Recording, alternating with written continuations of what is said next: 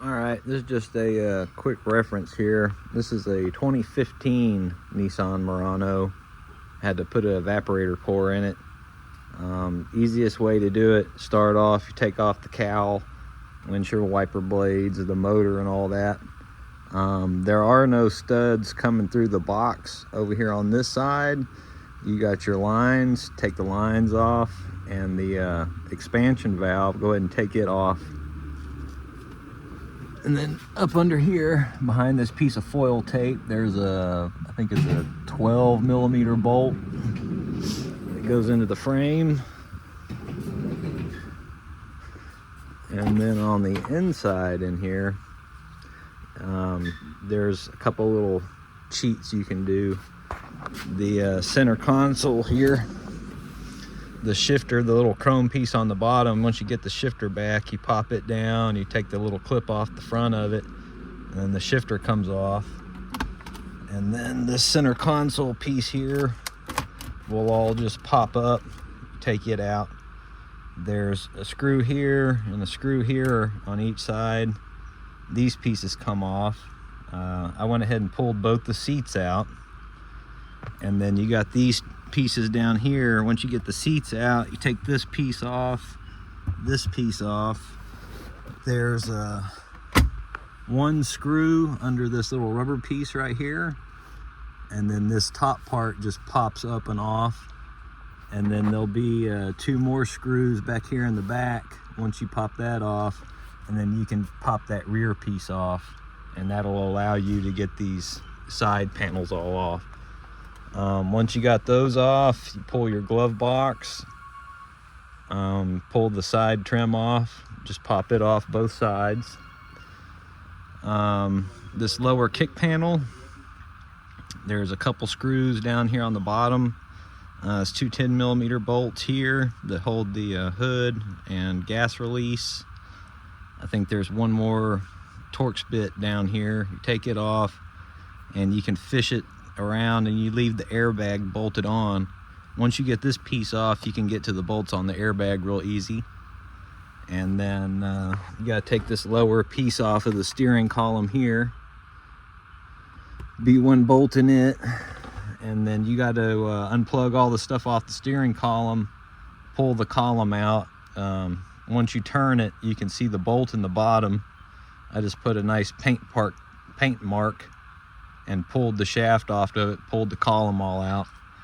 And then once you have the column out, all this dash piece here, you just grab it all on each side and it'll just pull straight out. So you pull this out, you do not have to pull the vent out. Take this piece off. These little trim pieces here, these painted pieces, they stay in. Once you take these speaker grills off right here, there'll be a 10mm bolt going towards the front, and you take these side pieces off here, you know, pop them off, and there'll be the little airbag retainer right here. You got to pop it off, speaker wire, but you fish the A-pillars out, both sides. Like I said, this piece stays. And then the center console, once you have all this stuff out, there's a little piece of plastic right here you pop off. There'll be two screws going in here for the AC unit. Pop it out. And then this little piece of trim here is the same thing. You grab it here on the bottom and kind of start fishing it out, and then you kind of pull it down and out, and it'll pop out. But there'll be a screw here and here for the radio. This piece, you just grab it, get it on either side here, and it'll pop straight out. The vents may stay in there. You just take the vents out and stick it all back together. But once you get all this undone and unplugged and out of the way, it's the same thing over here. There'll be a 10mm under that cover and another little Phillips head screw. Get all that out with the glove box out, and then there'll be just a couple Phillips screws. I think there's 2 or 3 on this side that hold the dash onto the frame. There's one behind the instrument cluster here, and then I think there's one more over here somewhere. But then you can get the dash panel to pop up and you can get this speaker, the light and rain sensor unplugged off the top, fish the dash panel up, and you can unplug this speaker from the bottom real easy. You can stick your hand in here and get it unplugged, but then you pull the whole dash out.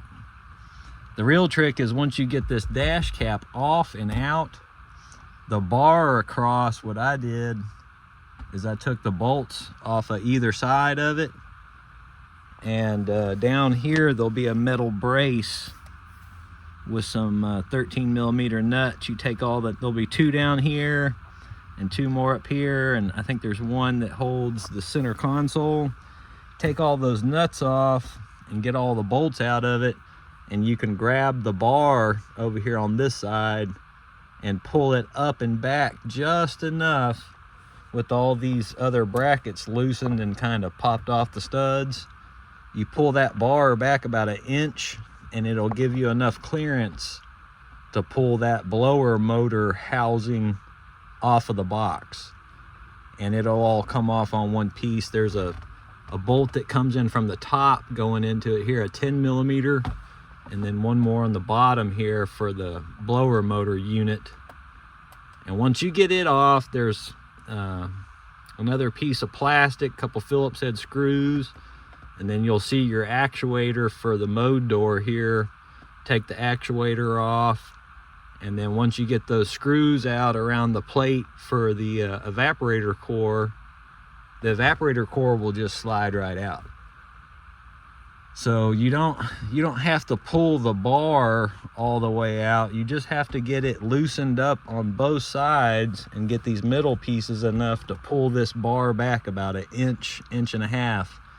And that blower motor housing chunk will come out of the way and allow you to slip that evaporator core in there.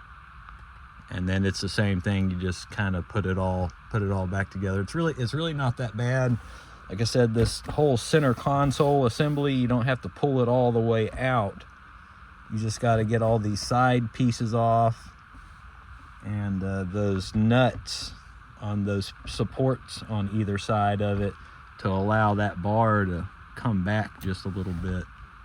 Like I said, there's no studs in the blower motor box going through the firewall, so once you get that bar pulled back, that housing will just come out. So it's really not that bad of a job. If you pull the cabin filter out and there's dye on the bottom, it's going to be your deal. See, this was the facing towards the driver here. You know, you can see where the oil, the air blowing this way, and then this would have been the cabin filter side of it here. You can see where the oil's been leaking down and getting on the bottom of it. So really not that bad.